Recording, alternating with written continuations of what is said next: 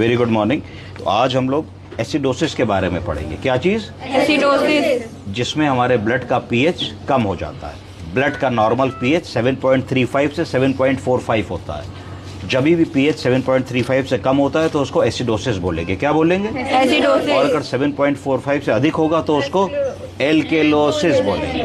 तो हमारे पास इस पर्टिकुलर पेशेंट में इसका पीएच कितना लिखा है? 6.92। तो 6.92 का मतलब है हमारा पेशेंट सीवियर एसिडोसिस में है। एसिडोसिस का मतलब है पीएच कम हो गया है। अब हमको पता होना चाहिए कि एसिडोसिस दो प्रकार की होती है, एक रेस्पिरेटरी और एक मेटाबॉलिक। कौन सी?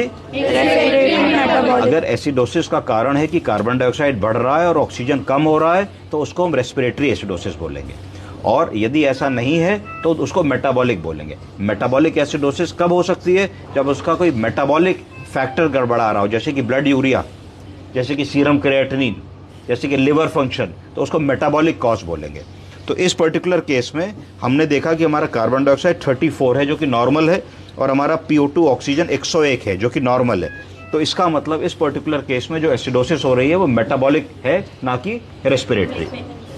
अब मेटाबॉलिक कॉज इनमें क्या है? अगर हम इनकी जांच देखेंगे तो देखेंगे कि इनका यूरिया और क्रिएटिनिन बहुत बढ़ा हुआ है और यूरिन आउटपुट नहीं आ रहा है।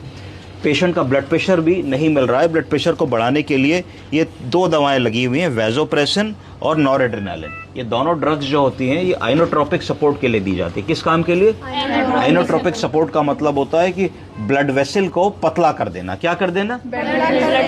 अगर एक गिलास पानी को तुम गिलास में डालते हो तो इतना दिखेगा, अगर उसको कैपिलरी में डाल दो तो बहुत ज्यादा हो जाएगा, क्योंकि कैपिलरी का वॉल्यूम जो है कम हो जाता है, पतली हो जाती है वो ना। उसी तरीके से ये वैसो कॉन्स्ट्रिक्शन करती हैं। क्या करती हैं? नस को दबा देती हैं तो बीपी बढ़ जाता है। तीसरी जो दवा हम इनको दे रहे हैं वो सोडा बाइकार्बोनेट दे रहे हैं। क्या दे रहे हैं? सोडा बाइकार्बोनेट हम क्यों दे रहे हैं? क्योंकि इनको एसिडोसिस हो रही है, तो एसिडोसिस को करेक्ट करने के लिए सोडा बाइकार्बोनेट दे रहे हैं।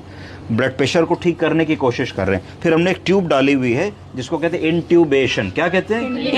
इंट्यूबेशन करके हमने उनको वेंटिलेटर जोड़ा हुआ है, जिसकी वजह से जो इनके रेस्पिरेटरी पैरामीटर्स है वो मेंटेन रहे, ब्रेन में और शरीर में हाइपोक्सिया अर्थात ऑक्सीजन की कमी ना होने पाए। इसलिए ये काम हम इनके साथ कर रहे हैं। तो आप इनको स्टेबल रखने की कोशिश कर रहे हैं जब तक कि डायग्नोसिस ना बन जाए, जब तक कि इनकी बीमारी का पता न लग जाए, और जब तक कि दवाओं को असर करने के लिए जो समय चाहिए होता है 2 से 3 दिन का, वो समय आपको ना मिल जाए। तो आप इनको लाइफ सपोर्ट सिस्टम पे रख करके इनके सारे पैरामीटर को स्टेबलाइज रखने की कोशिश करते हैं। क्या वाइटल पैरामीटर्स होते हैं? Blood pressure, pulse, respiratory rate, SpO2, input output, chest में बायलेटरल केयर एंट्री हो, सीक्रेशंस ना हो, ABC, एयरवे, ब्रीदिंग, सर्कुलेशन, इन सारी चीज़ों पे हम लोग ध्यान देने की कोशिश करते हैं। दूसरा हम देख रहे हैं कि इनको ब्रेडिकार्डिया हो रहा है। इनका हार्ट रेट 65 है।